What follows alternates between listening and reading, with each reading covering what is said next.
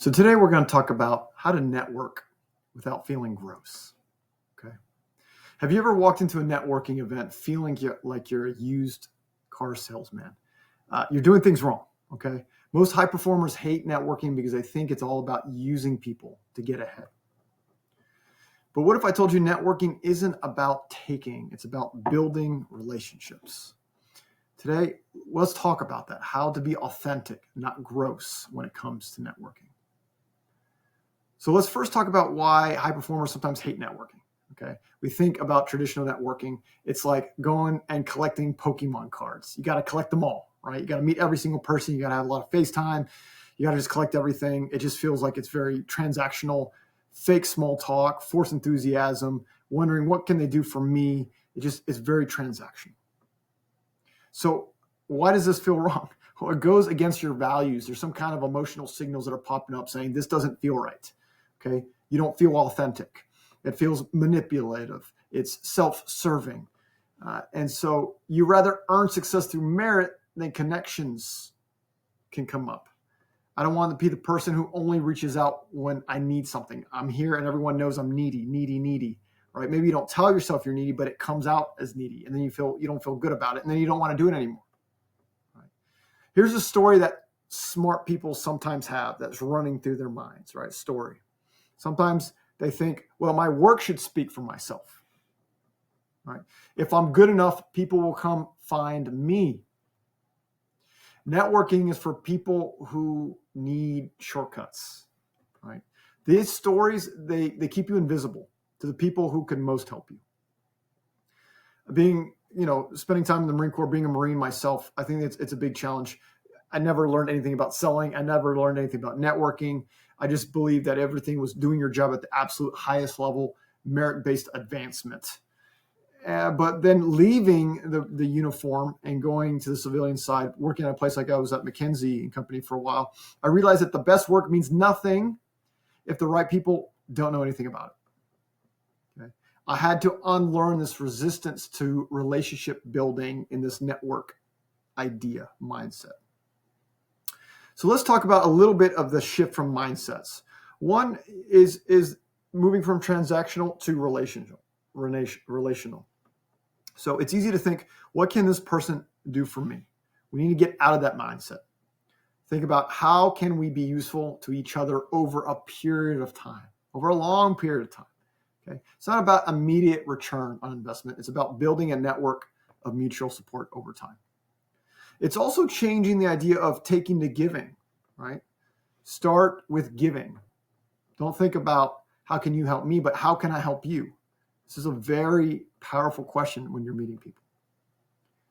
Another idea is it's not about just as many connections as you can, but having some quality, okay? Quality over quantity. You're not there. You can't meet everyone. And not everyone you meet is going to have a good connection. All right, there's a scale. I work with people in my programs to understand there's a scale and try to find people that fit within certain metrics within the scale to make it simple. There's some people that are going to connect very quickly. There's some people that you're not. And the more authentic you are, the better and clear the connection is. Do you want to build a fake connection or a real connection? Be very authentic. The other thing is this performance, this idea of performing. You don't need to impress people, okay? It goes back to what I just said, being very authentic. You're going to connect to the right people, your people. Start trying to understand people. Curiosity is a very important term here. It beats charisma or putting up persona every time. Be more interested than interesting. You don't want to go and just be, I'm so interested. Look what I've done. Ask questions. Be interested in them and see where it goes. Okay. Let's talk about the real purpose of networking. And I'm finally going to use my marker that I had here. So the first one is growth, okay? Mutual growth, okay? If you are going out there to try to meet people and learn from other people and they're doing the same thing with you, you are all going to rise. But look at it as growth opportunities. You want to grow, okay? The other, I just said it, the next one is opportunities. Opportunities. I don't know if I spelled that right. All right. Just pretend that says opportunity, okay? It's not about getting jobs or clients. It's about creating possibilities you cannot see alone. Many things you just can't see, right? You got to create them over time. Opportunities just don't happen to you. They happen through relationships. Okay. The next one, knowledge. I think I spelled that one right. Okay. Learn from other people's experiences. Avoid other people's mistakes. Accelerate your learning curve by asking interesting questions to them and trying to learn. Right. Learn as much as you can. Okay. And the last one I want to put on here, it does build your support system. Okay. And this is very important because we need support. We need to build a network of people to help us. Career challenges are easier with trusted advisors, with people you already know. Maybe you met someone a year ago and that's the first person you think you can reach out to and asking for some help. Having people who understand your industry and your challenges is very helpful. Okay. Most major jumps for me came from networking. I put myself out there even before I was ready. I remember I went to one veteran business event and I was trying to promote something and I wasn't entirely sure how to do it. But I ended up going very simple. We'll talk a little bit about the structure, which you talk about how to prepare. But I was very simple. I do 3 things. I'm a varsity head coach for a basketball team here locally in Dallas, Texas. I'm a fractional CFO for a multi-million-dollar international company. And I do coaching programs. I do leadership and confidence coaching programs. I do one-on-one executive coaching. And those were the 3 things. And someone came and they would gravitate to one of those 3 things. And usually they gravitated to the one that I didn't think they would be interested in. And then we could go from there. But I have seen so many opportunities come because I showed up. Even though that meant driving from Dallas to Houston to show up and just seeing what's there. I have had so many opportunities come from networking events just for showing up and asking questions, making things very simple for other people to understand. And I might have talked to 10 and there's one home run from that. It's amazing what can open up. Okay, I talked about that. So let's talk about some authentic networking frameworks, things to do to get ready to be effective. Okay, so the first one I think is to get clear on your why. Okay, understanding like why do you want to build a network? What type of relationships are you looking for? What can you offer others? So you want to make sure you're looking to serve because people can read it off your body. Your body speaks more than you think. And so you don't want to show up and people feel this neediness coming out of you, okay? The next one, super, super important, is work on your story. I could talk an hour on this. I've given speeches on this to different people and different organizations on how to build your story. If you're interested in that, reach out to me. But the idea here is you need to prepare your story. You need to prepare what you want to talk about yourself, be it very short, who you are, where you're coming from, where you're going. But you need to make it very clear because no one knows your story better than you. And if you're meeting other people and you don't even know your story, how are they going to know your story? And you want to make sure the main points are the main points, okay? Let them figure out, ask questions, kind of like I mentioned before when I talked about 3 things that I do currently. So have that story ready to go. The third one is identify. Where can you meet these people, okay? What type of opportunities can you go and meet these people? For me, I like going, like I mentioned before, I like to go into networking events of veterans who are in business. I've done stuff for college coaches, basketball coaches when I was doing college basketball coaching. Right now I do high school. I pretty much go out to areas where those people mingle, see if there's events that happen. So who do you want to learn from? Who shares your visions and your mission? Okay. What about people that are a few steps ahead of you? Where can you meet these people? So think about those things. And I think the next one is kind of close to it. Sometimes you're going to know who's there ahead of time.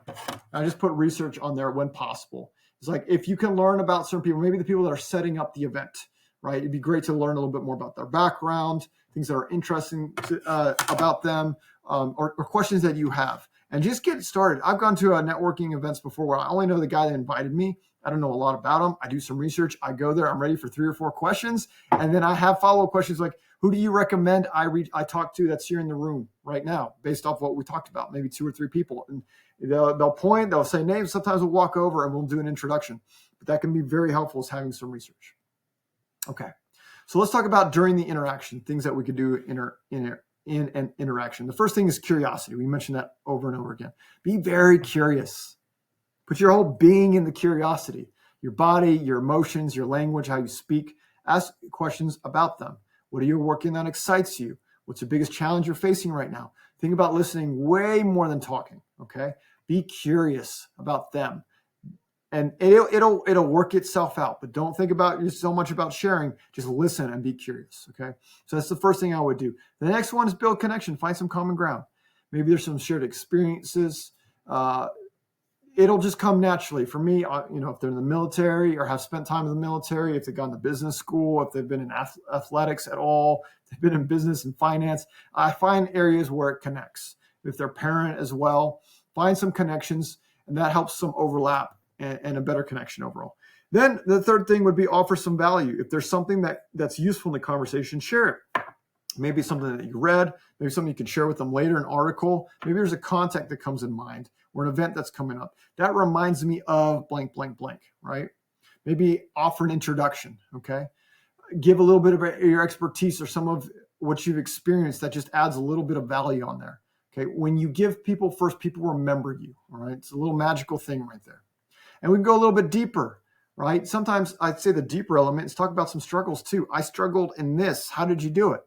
Right? Or I'm struggling here right now. Have you had that experience before? It really kind of depends on the connection you're building. But vulnerability it really goes deep. Okay. It's much more memorable, greater human connection. And as you're trying to close a conversation, talk about, hey, can we stay in touch? Right? Be specific. Okay. Maybe LinkedIn's always great. Business card, but a name, make sure you're getting a good name. And then maybe if you are offering to follow up, you can tell them about the article you'll send or the connection that you'll make, but definitely get some contact information. Okay. You don't want to be going and then forgetting the person's name and their face and everything else. I have been to some events where people don't even use business cards anymore. It's just, they already have their LinkedIn ready on their phone. And they just say, hey, do you mind putting in your name? And you find it immediately. And that saves a lot because then you don't have to look them up later. And you got the right name, the right face. Everything is very helpful. Okay.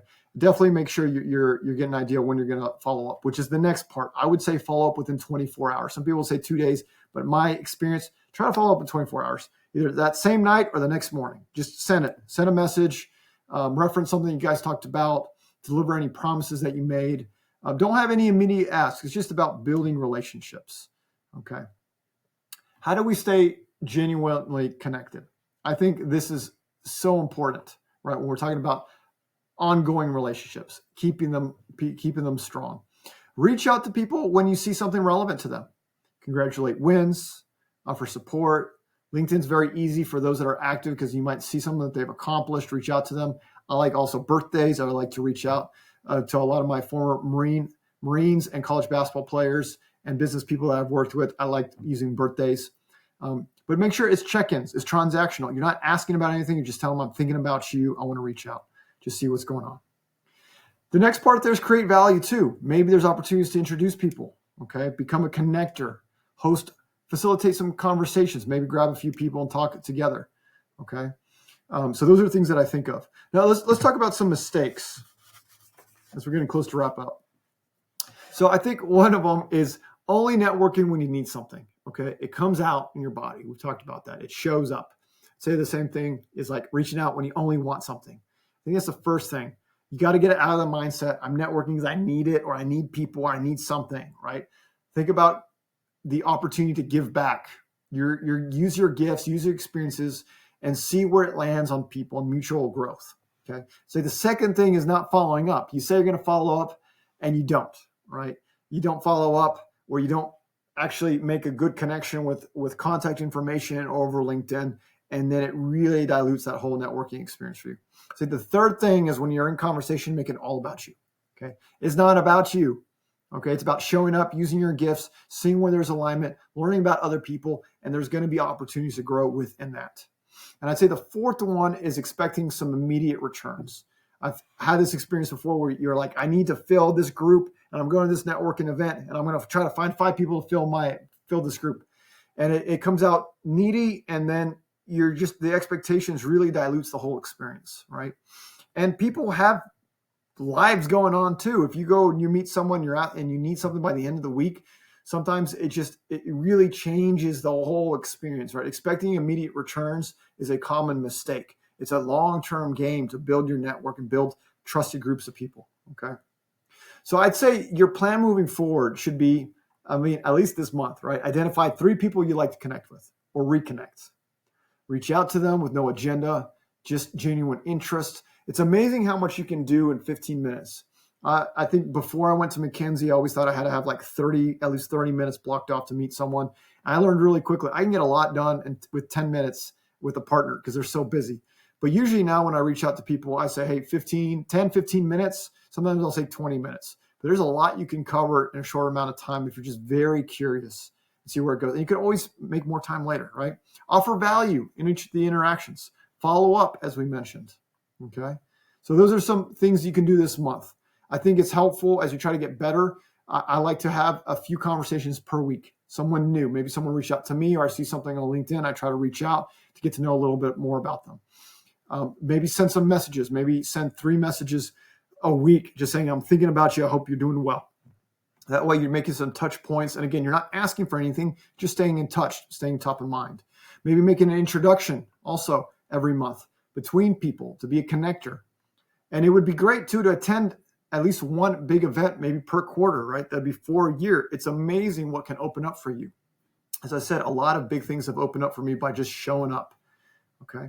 And keep notes. Keep notes of conversations so that things are fresh. Remember some details that are important. I have a spreadsheet that I've used for a long time in Excel. Sometimes I use it on my calendar too. I'll put notes on there. There's different ways, but it really helps keep things on top of mind so you don't forget later on.